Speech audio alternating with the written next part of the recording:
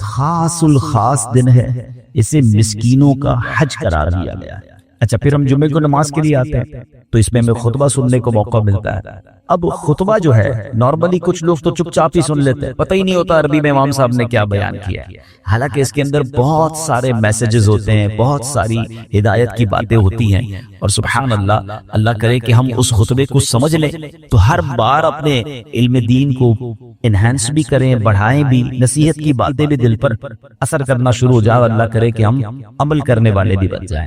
اب جو میں نے آیت قرآنی تلاوت کی ہے، ایکچولی یہ خطبے اور بیان اور دین کی اہم باتوں کو سننے سے متعلق ہے۔ آج جو ہم نے آیت چوز کی ہے، دوبارہ سنیے گا، الذین یستمعون القول، یعنی جو کان لگا کر بات سنتے ہیں۔ ایک ہوتا ہے سننا، اس کے لیے عربی میں لفظ سمعن استعمال ہوتا ہے، ایک ہوتا ہے خوب توجہ کے ساتھ بغور سننا، ایک نارمل سننا ہے، اس کے لیے تو سماع ہم کہتے ہیں، لیکن اگر غور سے سننے کی بات کی جائے تو اسے اردو میں ہمتن گوش ہونا، یعنی ہر طرف سے دھیان ہٹا کر پوری توجہ سے سننا کہتے ہیں، اسے عربی میں استماع کہا جاتا ہے۔ نارمل سننا، سماعت جس کو ہم کہتے ہیں، اور استماع کہا جاتا ہے بہت غور سے فوکس ہو کر سننا۔ اب قرآن میں کیا ذکر ہوا؟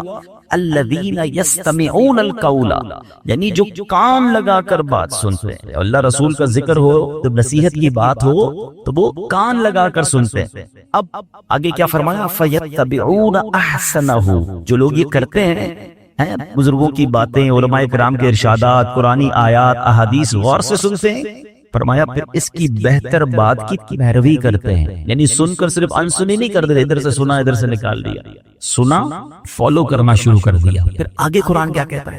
اولئک الذین ھداھم اللہ واولئک ھم اولو الالباب، یہ ہیں جنہیں اللہ نے ہدایت دی ہے اور یہی عقل مند ہیں۔ تو ماشاءاللہ آپ جمعے کے بیان میں آتے ہیں یا کبھی بھی علماء کرام کے بیانات ہوں، جہاں قرآن کی بات ہو، حدیث کی بات ہو، فوکس ہو کر سن اور کوشش کرنی کہ اس پر عمل بھی کریں، کیونکہ ایسے لوگوں کو قرآن کہتا ہے کہ ان کو ہدایت ملتی ہے اور یہی عقل مند لوگ ہیں۔ اب جو کفار ہوتے تھے نا، وہ کیا کرتے تھے؟ وہ بھی اللہ رسول کی جب باتیں ہوتی تھی تو آتے تھے، منافقین ہوتے تھے، بس وہ انسنی کرتے تھے، اس کو مذاق میں اڑاتے تھے، اس کو فوکس نہیں کرتے تھے۔ قرآن کہتا ہے ما یأتیہم من ذکر من ربہم محدث الا استمعوہ وہم یلعبون، جب ان کے پاس ان کے رب کی طرف سے کوئی نصیحت آتی ہے تو اسے کھیلتے ہوئے سنتے ہیں۔ اب آج بھی کیا ہوتا ہے؟ بیان ہو رہا ہے، لوگ موبائل میں لگے رہیں گے، کچھ لوگ قالین سے کھیلتے رہیں گے، چٹائیاں مسجد میں ہو تو چٹائیوں کے داغے نکالتے رہیں گے، یعنی اللہ رسول کی بات سننے آئے اور ٹائم اپنا یا تو گفتگو کرتے رہیں گے، تو یہ بالکل درست نہیں ہے، اور یہ کفار کی اور منافقین کی نشانی قرآن نے بیان ہوئی ہے۔ اللہ کرے کہ ہم ایمان والوں کا جو وصف ہے اس کو اپنائیں کہ جب بھی اللہ رسول کی بات ہو، قرآن و حدیث کی بات ہو تو فوکس ہو کر سنیں۔ اچھا، صحابہ کرام علیہ رضوان نبی پاک علیہ السلام کا خطبہ، نبی پاک کا بیان کیسے سنتے تھے کہ روایت میں ہے کہ اذا تکلم اطرق جلساؤہ کانما علی رؤوسہم الطیر، یعنی جب سرکار دو عالم صلی اللہ تعالی علیہ وسلم کلام فرماتے تو صحابہ کرام گردنیں جھکا کر خاموش بیٹھ جاتے، حالت یہ ہوتی گویا ان کے سروں پر پرندے بیٹھے ہوئے۔ اب آپ سمجھتے پرندہ ذرا سی حرکت سے اڑ جاتا، اب اپنے ہاتھ سے بھی کبھی ببل تو بیٹھتا نہیں، بیٹھ جائے تو ذرا سا ہاتھ لے گا وہ اڑ جائے گا، ذرا سی آہٹ ہوگی تو اڑ جائے گا۔ یعنی صحابہ سرکار دو عالم علیہ السلام جب بیان فرماتے تو وہ اتنی توجہ کے ساتھ اتنا فوکس ہو کر بیٹھتے تھے کہ اگر پرندہ بھی سر پر بیٹھ جائے تو وہ بھی اڑے نہ، اس کو بھی لگے کہ کوئی آبجیکٹ ایسا ہے جو ہلنے والا نہیں ہے۔ تو یہ انداز تھا نبی پاک علیہ السلام کا، صحابہ کس طرح خطبہ سنتے تھے، سبحان اللہ، اور پیارے آقا کی بات پر عمل کیسے کرتے تھے۔ ایک بار نبی پاک علیہ السلام خطبہ ارشاد فرما رہے تھے اور آپ نے فرمایا اجلسوا، بیٹھ جاؤ۔ اللہ کریم نے نبی پاک کی آواز کو ایک اور کمال یہ عطا فرمایا تھا، یہ بھی معجزہ ہے صلی اللہ علیہ وسلم، کہ آج مائک لگانے کی ضرورت پڑتی ہے نا پیچھے آواز پہنچانے کے لیے، اس زمانے میں تو مائک نہیں تھا، تو سبحان اللہ مسجد نبوی میں جتنے لوگ ہوتے تھے سب کو ویسے ہی آواز سنائی دیتی تھی جیسے قریب والے کو سنائی دیتی۔ اچھا، صرف مسجد نبوی میں نہیں، چلے آپ ہو سکتا ہے کہیں کہ جناب اس زمانے میں تو چند لوگ ہوتے تھے، حجۃ الوداع کے موقع پر، جب حجۃ الوداع کے موقع پر عرفات کے میدان میں 1,24,000 صحابہ موجود تھے، تب بھی نبی پاک نے جو خطبہ دیا سب کو پراپر اور یکساں آواز پہنچ رہی تھی. کلام مصطفیٰ صلی اللہ علیہ وسلم کا یہ معجزہ. تو ایک بار نبی پاک نے خطبے میں فرمایا اجلسوا، بیٹھ جاؤ. تو حضرت عبداللہ بن مسعود جو بھی مسجد میں داخل ہی ہوئے تھے، جیسے نبی پاک کا جملہ سنا وہی بیٹھ گئے. سبحان اللہ، یعنی فوراً سنتے بھی تھے اور اس پر عمل بھی کرتے تھے. ہم میں سے بہت سارے ایسے لوگ یہاں ہیں جو شاید ہر جمعے آتے ہیں اور ہر جمعے ہی بیان سنتے ہیں. کوشش بھی کیا کریں کہ توجہ سے سنا، لیکن اس پر کچھ نہ کچھ عمل بھی شروع کریں. تو انشاءاللہ یہ جو قرآن کی آیت میں انعام اعلان ہوا ہے نا، کہ وہ لوگ سنتے بھی ہیں کام لگا کر، عمل بھی کرتے ہیں، اور یہی وہ لوگ ہیں جو ہدایت والے ہیں اور عقل مند ہیں. تو اللہ کرے کہ ہم ان لوگوں میں شامل ہو جائیں. اچھا، اب ہم جمعے کے خطبے کو اسپیشلی تھوڑا سا ڈسکس کرتے ہیں. ایک بڑی پیاری حدیث ہے، حضرت ابو ہریرہ رضی اللہ تعالیٰ عنہ اس کے راوی ہیں. سرکار دو عالم علیہ السلام نے فرمایا اذا کان یوم الجمعۃ فاغتسل الرجل، فرمایا جب جمعے کا دن ہو تو بندہ غسل کرے، فغسل رأسہ، اپنے سر کو دھوئے، پھر فرمایا ثم تطیب من اطیب طیبہ، پھر بہترین خوشبو لگایا، یعنی جو اس کے پاس خوشبو ہے اس میں سے بہترین خوشبو لگایا. پھر فرمایا ولبس من صالح ثیابہ، اور پھر فرمایا اچھے کپڑے پہنے. ثم خرج الی الصلاۃ، پھر نماز جمعہ کے لیے وہ نکلے گھر سے، حاضر ہو جائے. سبحان اللہ. اور پھر فرمایا وَلَمْ يُفَرِّقْ بَيْنَ اثْنَيْنِ، دو بندوں کے درمیان سے نہ گزرے. اب اس میں بھی ایک چیز کیا ہوتی ہے کہ بعض اوقات نمازی بیٹھے ہوتے ہیں، لوگ گزر کر بیچ سے کاندھے ٹاپ کر آ رہے ہوتے ہیں. یہ نہ کیا کریں، کیونکہ آپ بہت سارے لوگوں کو ڈسٹرب کر رہے ہوتے ہیں. اور حدیث میں بھی یہ ذکر آیا کہ دو بندوں کے درمیان سے نہ گزرے. جدھر جگہ ملتی ہے بیٹھ جائے. وہ الگ بات ہے جب نماز کا وقت شروع ہوگا تو صفیں درست ہو جائیں گی، لیکن بعض لوگ سب کو اوپر سے کاندھے پھلانگتے ہوئے آ رہے ہوتے ہیں. جتنوں کو کاندھا آپ پھلانگیں گے ان کا بیان سننا ڈسٹرب ہو جائے گا. اور جب شریعت کی بات ہو رہی ہوتی ہے نا، اس میں ایک احتیاط اس لیے کرنی ہوتی ہے کہ کبھی جائز کو وہ ناجائز نہ سمجھ جائے، حلال کو وہ حرام نہ سمجھ جائے، کیونکہ آپ نے اس کے کاندھے سے جب آپ نے اوپر سے آنا ہے تو اس سے ڈسٹرب ہونا ہے اور وہ بیان کو مس کر جائے گا. تو حدیث میں کیا فرمایا؟ دو بندوں کے درمیان سے نہ گزرے. اور پھر فرمایا امام کا کلام پوری توجہ کے ساتھ سنے، اس کے جمعے سے جمعے تک کے گناہ بخش دیے جاتے ہیں. اس میں 3 دن کا مزید اضافہ ہے. غفر له من الجمعۃ الی الجمعہ وزیادۃ 3 ایام، یعنی گویا تقریباً 10 دن کے گناہ معاف ہو جاتے ہیں اگر بندہ یہ عمل کر لے. میں پھر ریپیٹ کر دیتا ہوں، کرنا کیا ہے؟ جمعے کے دن غسل کرنا ہے، بہترین خوشبو لگائیں، اچھے کپڑے پہنے، پوری توجہ کے ساتھ نماز جمعہ کے جب آئیں تو دو بندوں کے درمیان سے نہ گزریں. پھر فرمایا پوری توجہ کے ساتھ امام کا بیان خطبہ سنیں، اور پھر کیا ہوگا انشاءاللہ تقریباً 10 دن کے گناہ جو ہے وہ معاف کر دیے جائیں گے. تو یہ جمعہ کا دن بڑا کمال کا دن ہے. اور آپ دیکھیں حدیثوں میں بار بار خطبے کو غور سے سننے کا حکم ہے، بیان کو غور سے سننے کا حکم ہے. اللہ رسول کی جو بات ہو رہی ہے، قرآن و حدیث کی جو بات ہو رہی ہے، اس کو غور سے سننے کا حکم ہے. اب جو ہے انشاءاللہ میں جو خطبہ جمعہ ہے، کیونکہ میں یہ چاہتا ہوں کہ آج ہم کم از کم کچھ خطبہ جمعہ کو سمجھ لیں، تاکہ آئندہ جب خطبہ جمعہ ہمارے سامنے پڑھا جائے تو کچھ باتیں ہمیں یاد آ جائیں اور ہم اس کو بہت اچھے انداز سے سمجھیں بھی، اور اللہ کرے ہمارے دلوں پر اثر بھی ہو جائے. اب عموماً جو امام صاحبان ہوتے ہیں جو جمعے کا خطبہ دیتے ہیں، وہ خطبات رضویہ سے دیتے ہیں. اور خطبات رضویہ کے جو 5 بنیادی مضامین ہیں، 5 سبجیکٹ بیان ہوتے ہیں. جب بھی عربی خطبہ ہوتا ہے نا، نارملی اس میں 5 سبجیکٹ ہوتے ہیں. پہلا سبجیکٹ کیا ہے؟ اللہ پاک کی حمد و ثنا اور پیارے آقا علیہ الصلوۃ والسلام درود پاک پڑھا جاتا ہے. دوسرا سبجیکٹ یہ ہے تقوی اور محبت رسول کی نصیحت کی جاتی ہے. تیسرا مکافات عمل، یعنی جیسا کرو گے ویسی بھرو گے، اس کا بیان کیا جاتا ہے. چوتھے نمبر پر خلفائے راشدین، صحابہ، اہل بیت کا ذکر خیر ہوتا ہے، ان کے لیے رحمت کی دعائیں ہوتی ہیں. اور 5واں ایک بڑی نصیحت بھری آیت کریمہ بھی ہمیں سنائی جاتی ہے. اب ان 5 سبجیکٹ کو میں انشاءاللہ ایک ایک کر کے بیان کرتا ہوں، آپ ذرا غور سے سنتے جائیں. آپ کو انشاءاللہ بہت کچھ اس میں سمجھ بھی آئے گا، اور اللہ کرے گا آئندہ بھی آپ اگر اس کو فوکس رکھیں گے تو آپ انشاءاللہ جمعے کے خطبے کو انجوائے بھی کریں گے اور اللہ نے چاہا انڈرسٹینڈ بھی کریں گے. ابتدا کیسے ہوتی ہے جمعے کی خطبے کی؟ الحمدللہ الذی فضل سیدنا و مولانا محمد صلی اللہ تعالی علیہ وسلم علی العالمین جميعا. یہ سنتے ہیں ترجمہ کیا ہے؟ سب خوبیاں اللہ کو جس نے ہمارے سردار اور ہمارے مالک و مولا سرکار دو عالم علیہ الصلوۃ والسلام کو تمام جہانوں پر فضیلت بخشی. یعنی اللہ کی حمد ہو رہی ہے، نبی پاک پر گویا درود بھیجا جا رہا ہے۔ اب اس کا کتنا پیارا انداز ہے کہ اللہ پاک کی حمد و ثنا بیان کی گئی ہے۔ یہ اعلیٰ حضرت امام اہل سنت کا نرالا اسلوب ہے جو آپ نے قرآن کریم سے سیکھا ہے۔ قرآن کریم میں اللہ پاک نے اپنا تعارف کیسے کروایا؟ فرمایا هو الذی ارسل رسولہ، وہی ہے جس نے اپنے رسول کو بھیجا۔ سبحان اللہ، تعارف کس کا کروانا ہے؟ اللہ پاک کا۔ فرمایا گیا اللہ وہ ہے جس نے رسول ذیشان، رسول اکرم نبی محتشم صلی اللہ تعالی علیہ وسلم کو رحمت کل جہاں بنا کر بھیجا۔ سبحان اللہ، یہی حمد کا انداز اعلیٰ حضرت نے استعمال کیا۔ الحمدللہ الذی فضل سیدنا و مولانا محمدن، یعنی تمام تعریفیں اس اللہ کو جس نے فضیلت بخشی ہمارے سردار اور ہمارے آقا جناب رسول اللہ صلی اللہ علیہ وسلم کو تمام عالم پر۔ سبحان اللہ، یعنی یہاں ایک اور عشق والی بات بھی سمجھ آ رہی ہے کہ رب اپنا تعارف بھی کیسے کروا رہا ہے۔ میں وہ اللہ ہوں جس نے زمین و آسمان بنایا، نہیں، میں وہ اللہ ہوں جس نے سارے جہان کو بنایا۔ اس آیت میں کیا فرمایا؟ هو الذی ارسل رسولہ، رب وہ ہے جس نے نبی پاک کو اپنا رسول بنا کر بھیجا۔ محبوب و محب کا پیار نظر آ رہا۔ اعلیٰ حضرت نے یہی بات شعر میں بھی لکھی، وہی رب ہے جس نے تجھ کو ہمتن کرم بنایا، ہمیں بھیک مانگنے کو تیرا آستاں بتایا، تجھے حمد ہے خدایا، تجھے حمد ہے خدایا۔ اچھا، اب خطبہ آگے چلتا ہے، خطبے میں کلمہ شہادت آتا ہے، وَأَشْهَدُ أَن لَا إِلَٰهَ إِلَّا اللَّهُ وَحْدَهُ لَا شَرِيكَ لَهُ وَأَشْهَدُ أَنَّ سَيِّدَنَا وَمَوْلَانَا مُحَمَّدًا عَبْدُهُ وَرَسُولُهُ صلی اللہ تعالی علیہ وآلہ وصحبہ اجمعین۔ اب اس کا ترجمہ کیا ہے؟ میں گواہی دیتا ہوں کہ بے شک اللہ پاک کے سوا کوئی عبادت کے لائق نہیں، وہ اکیلا ہے، اس کا کوئی شریک نہیں، اور میں گواہی دیتا ہوں کہ بے شک ہمارے سردار اور ہمارے آقا محمد صلی اللہ تعالی علیہ وسلم اللہ کے بندے اور اس کے رسول ہیں۔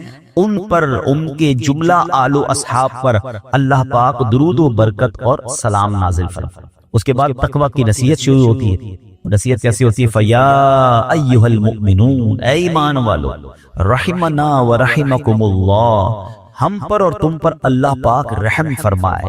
اوصیکم ونفسی بتقوی اللہ عز وجل فی السر والاعلان، میں تمہیں اور اپنے آپ کو تنہائی میں اور لوگوں کے سامنے ہر جگہ اللہ پاک سے ڈرنے کی وصیت کرتا ہوں۔ تقویٰ کہتے ہیں اس کو ہیں، اکیلے میں بھی اللہ سے ڈرنا، فی السر والاعلان، لوگوں میں بھی اللہ سے ڈرنا ہے اور اکیلے میں بھی اللہ سے ڈرنا۔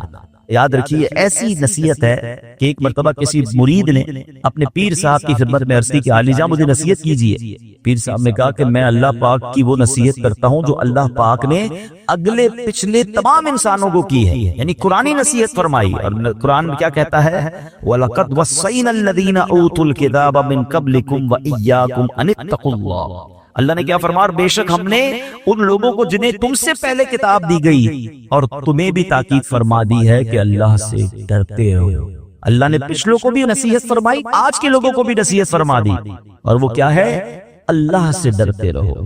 تو پتہ یہ چلا کہ اللہ کریم خود فرما رہا ہے، مہربان ہے، رحم والا ہے، اپنے بندوں کو تقویٰ کی نصیحت فرما رہا ہے کہ اے بندو اللہ سے ڈرتے رہو۔ اچھا، مومنین کو تو الگ سے سمجھایا ہے قرآن میں، یا ایھا الذین آمنوا اتقوا اللہ حق تقاتہ، اے ایمان والو اللہ سے ڈرو جیسا ڈرنے کا حق ہے۔ آج کل کچھ لوگ بڑے بے باک ہو گئے، اللہ بڑا کریم ہے، اللہ بڑا رحمان ہے، اللہ بڑا رحیم ہے، وہ معاف کرنے والا ہے، یقیناً وہ معاف کرنے والا ہے، مگر وہی معاف کرنے والا ہی تو کہہ رہا ہے مجھ سے ڈرو۔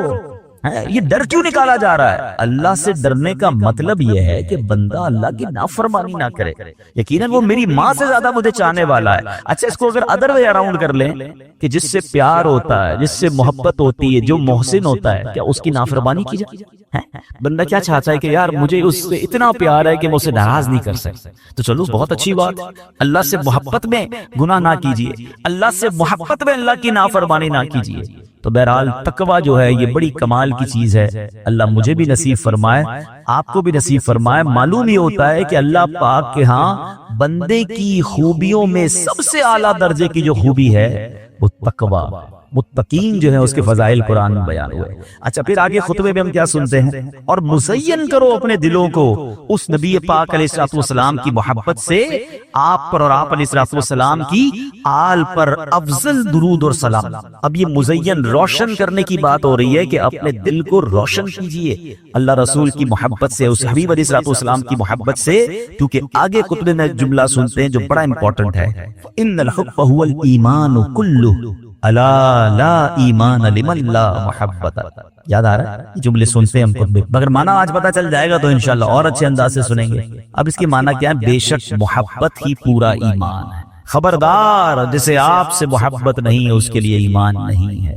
جس کے دل میں نبی پاک سے محبت نہیں اس کا ایمان کمپلیٹ نہیں ہے. یعنی یاد رکھیے محمد کی محبت دین حق کی شرط اول ہے، اسی میں ہو اگر خامی تو سب کچھ نامکمل ہے.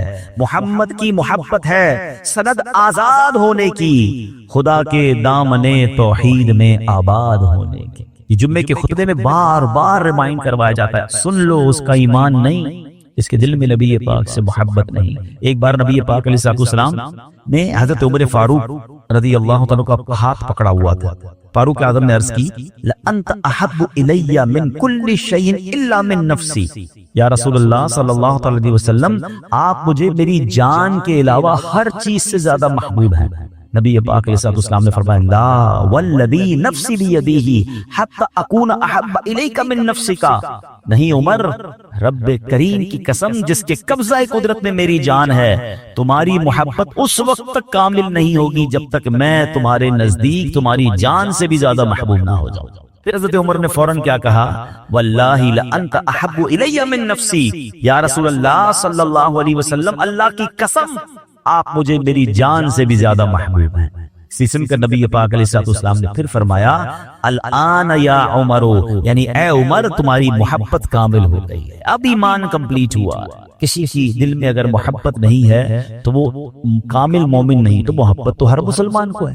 نہیں، محبت کرنی کتنی ہے یہ سمجھنا ضروری ہے. محبت کے بغیر تو میں کلمہ ہی میرا کمپلیٹ نہیں ہوگا. لیکن the level of محبت، level of affection required کیا ہے کہ خود نبی پاک علیہ السلام فرماتے تم میں سے کوئی اس وقت تک کامل مومن نہیں ہو سکتا جب تک میں اس کے نزدیک اس کے والد، اس کی اولاد اور تمام لوگوں سے زیادہ محبوب نہ ہو جائے. اب یہ میں نے اور آپ نے چیک کرنا ہے کہ کیا واقعی ایسی محبت ہے میرے رسول پاک علیہ السلام. ہم دعوتوں کو بہت اچھا نعرہ بھی لگاتے ہیں، غلامی رسول میں موت بھی قبول ہے، نہ ہو جو عشق مصطفیٰ تو زندگی فضول ہے. مگر یہ نعرے کی حد تک تو ہے، مگر کیا عمل بھی ایسا ہے کہ ہم زندگی میں زندگی ایسے گزارے کہ میرے نبی ناراض نہ ہو جائے، ان کی سنتوں پر عمل ہو، انہوں نے جن چیزوں سے منع کیا میں اس سے بچوں.